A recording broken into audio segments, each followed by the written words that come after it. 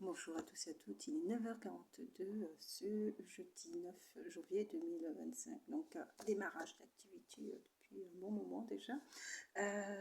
Et puis je suis aussi je suis référente de site qualifiant, donc il y a aussi, je dirais, l'organisation et puis l'accompagnement donc de la stagiaire de première année.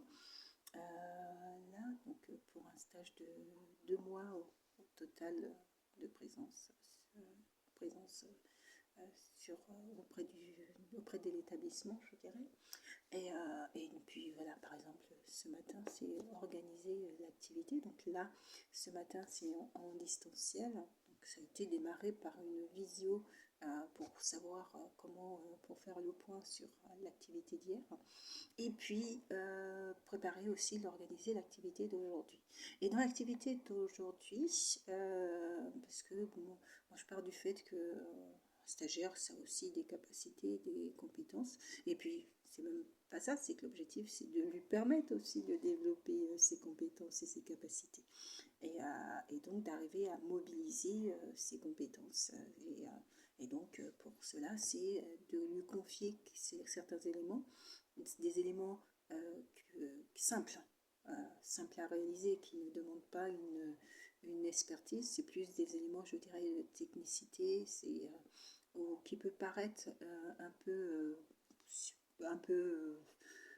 pas peu intéressant, je dirais. Bon, c'est des activités, je dirais, de découverte. Comme ça paraît évident, quand ça fait des années qu'on fait un métier, ça paraît évident de rédiger un mail fait en quelques minutes, on fait la rédaction du mail sans brouillon, sans rien, et ça part directement. Ou voilà, les éléments que j'ai demandé, c'est des éléments que je peux faire très rapidement.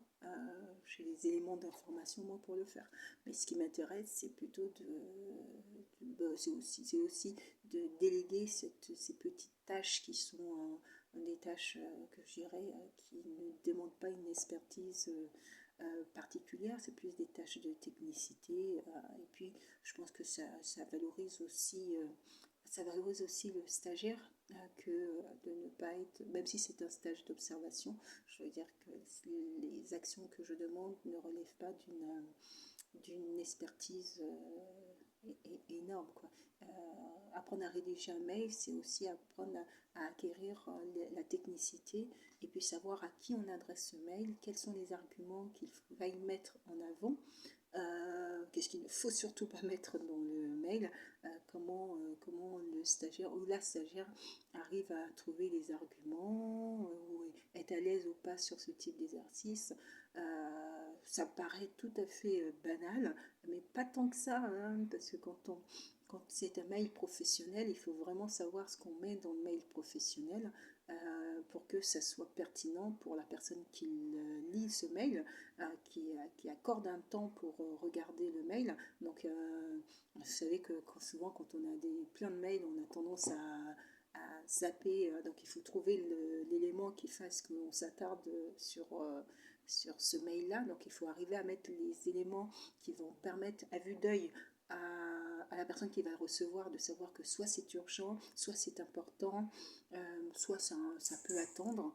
Mais comment justement, quelles sont les astuces qui sont mises en place, quels sont les arguments qui sont mis après en avant selon la situation évoquée. Voilà. Voilà tous ces éléments, je dirais, qui sont nécessaires. Et puis, pour une étudiante de première année, je pense que c'est pas autant une évidence on peut le penser. Voilà. Donc, c'est parti, moi aussi, pour cette journée d'intervention.